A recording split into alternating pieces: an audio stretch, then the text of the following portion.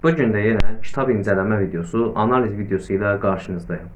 Bugün bəzilərimizin oxuduğu və ya hər kəsin ən azı bir dəfə oxuduğu olan o kitab Atomik Alışkanlıqlar və ya Azərbaycanca adını desək, Atomik Vərdişlər adlı kitabdan danışacağam. Öz fikirlərimi söyləyəcəm və kitabdan çıxartdığım dərslər nəticəsində sizə bəzi məlumatlar verməyə çalışacağam ki, aranızdan bəziləri kitaba başlamaq istəyər, oxumaq istəyər, onların da qərarı dəqiqləşsin. Kanalıma xoş gəldin. Əvvəla kitab haqqında qısa bir məlumat verim. Kitabın adı dediyim kimi Atomik Vərdişlərdir.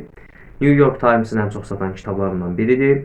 Kitabın yazarı James Clear'dır, bəlkə bəziləriniz tanıyır. Şəxsi inkişaf yolunda bir mütəxəssisdir. Bəzi əsərləri var, oxumuşam, ancaq ən bəyəndiklərimdən biri də Atomik Vərdişlər əsər oldu.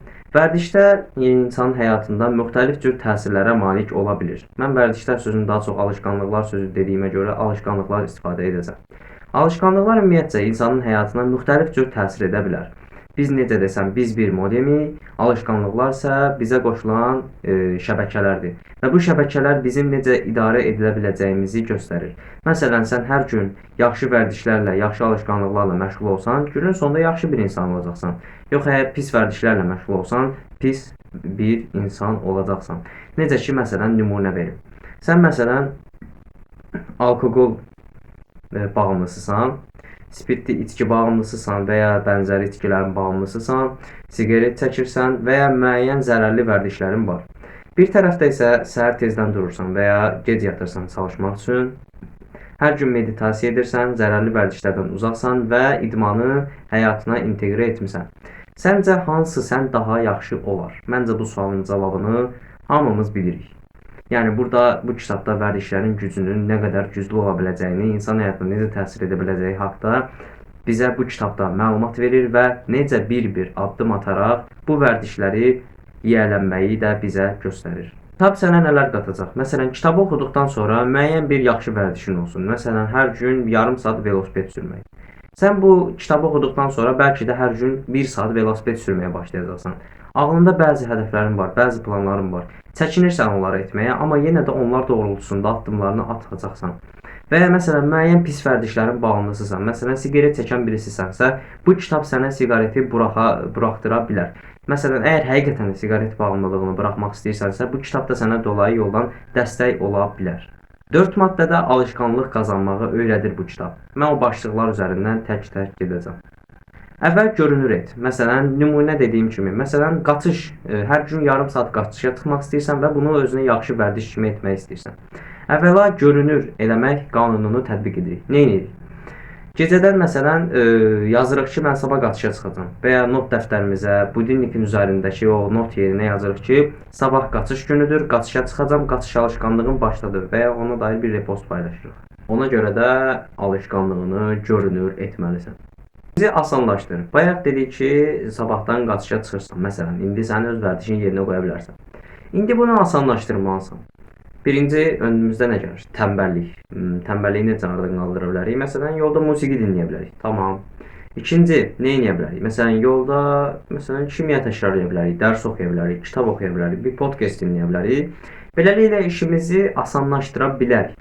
Və ya məsələn, tənbəlliyi qarşılamaq üçün tezdən alarm qurarıq və ya yanımıza soyuq bir su qoyarıq ki, səhər durub qaçışa çıxa bilək. Üçüncü, cazib qıl. Yəni necə deyim, o alışkanlıq sənə artıq daha çox fayda verəcək bir şey olsun. Sənin günlük rutinin, həyatının, bədəninin, ruhunun bir parçasına çevrilməlidir. Məsələn, necə olur bu? Məsələn, sən bunu cazib necə qıla bilərsən? Məsələn, daha yaxşı ayaqqabılar ala bilərsən. Qaçış üçün daha uyğun ayaqqabılar ala bilərsən. Daha rahat bir paltar, az tərlədən bir köynək ala bilərsən. Və ya qaçışa çıxarkən qulaqların donmasın deyə qılıflı naushnikdən istifadə edə bilərsən. Və ya hava istirsə kiçik naushnikdən istifadə edə bilərsən. Və ya təbiətin səsini dinləmək istəyirəm, musiqi istəmirəm. Tamam, buyurursan və təbiətin səsini dinləyirsən. Bu dəfə eyni yoldan getməyəcəm, başqa bir yoldan gedəcəm. Başqa bir yoldan da gedə bilərsən. Ki, bu səni nəticə olaraq bədənin bilmir hara gedirsən. Nəticə olaraq sən bugün qaçışa çıxdın, qaçışdan qayıtdın və müəyyən qədər kalori verdin. Bu sənin qazancındır və bu sənin nailiyyətindir. Qaçış haqqında videolara bax, qaçışını qeyd et. Hər 100 gündən bir, 200 gündən bir və ya 30-60 gündən bir Qaçış uğrunda özünə müəyyən hədiyyələr verir. Hətta müəyyən qədər professionallaşdıqdan sonra sərbəst qaçış yarışlarına da qatıla bilərsən. Hansı ki, bu maraton qaçışı olsun və ya bənzər olsun. Buna nümunə deyə bilərəm.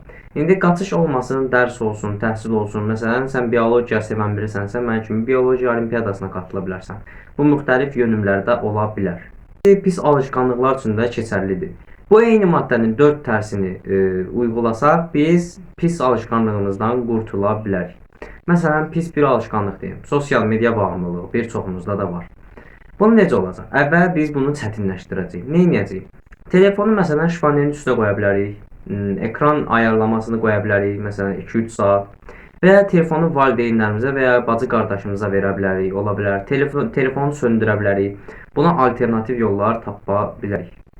Onu görünməz etmək də lazımdır. Telefonun gözünün qarşısında olmamalı, xüsusən də dərs çalışarkən və ya müəyyən bir işi görərkən. Telefon sənin gözünün qarşısında olmamalıdır.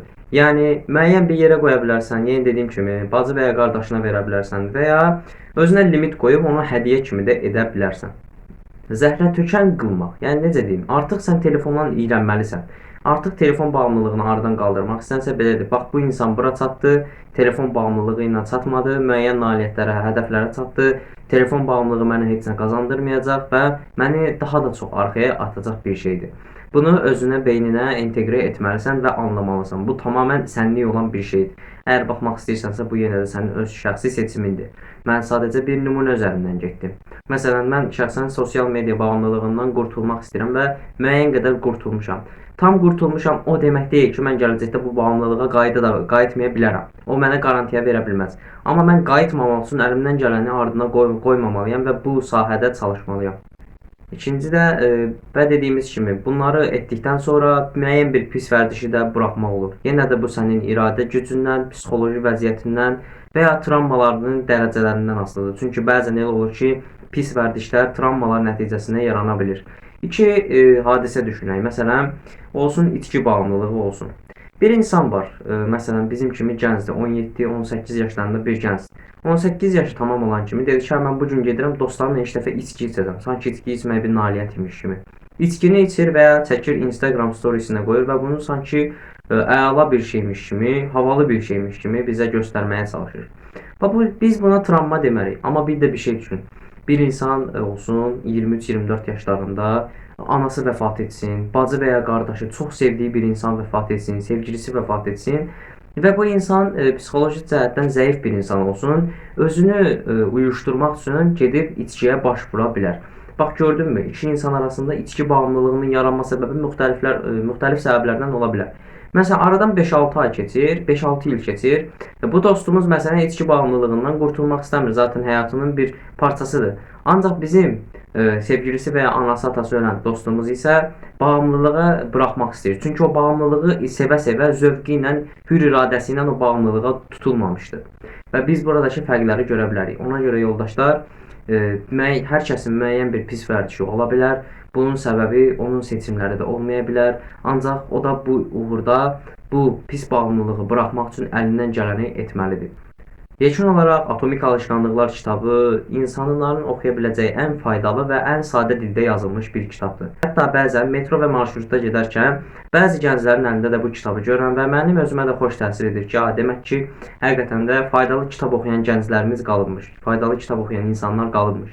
Deyə insan sevinir. Bu kitab da çox məşhur bir kitabdır. Oxumamısan da ən azından adını eşitdiyini təsəvvür edirəm. Və dedim bu kitab haqqında danışım. Bəlkə yoldaşlarımız var ki, görəsən alsam mı, almasam mı, mənə maraq edərmi, etməzmi deyə sualları qapılır. Əminəm bu video sənin bütün suallarını cavablandırdı. Yenə də kitabla bağlı bir sualın olarsa, şərhlər qismində yaza bilərsən. WhatsApp kanalımda var. Orada da arada sırada müzakirələr edirik, sorğular atıram və ya günlük motivasiya verici cümlələr atıram. İstəsən WhatsApp kanalımıza da açıqlamadakı linklə qatıla bilərsən. İzlədiyin üçün təşəkkür edirəm. Sağ ol. Salamat qal.